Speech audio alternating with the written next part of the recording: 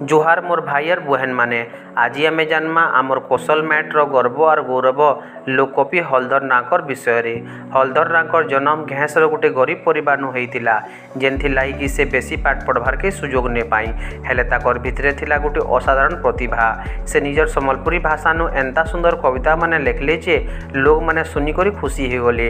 ताकर केतेटा लोकप्रिय रचना हैला राम सबरी, महासती उर्मिला, ढोड़ो बरगज। सबु न बड़ कथा हैला जे ताकर हजार हजार कविता के से मुखस्त करथिसन जेनटा कि ताकर असाधारण प्रतिभार प्रमाण है। ताकर लेखा लगे ताको पद्मश्री उपाधि भी मिली छे। आज हलधर ना गोटे कवि नुहे से आमर संस्कृति और भाषार गर्व और गौरवन। तो मोर भाई और बहन माने आमे समस्ते कौशल भाषा के गर्वर सहित कहमा और आगे नेमा जे कौशल जे सम्बलपुरी।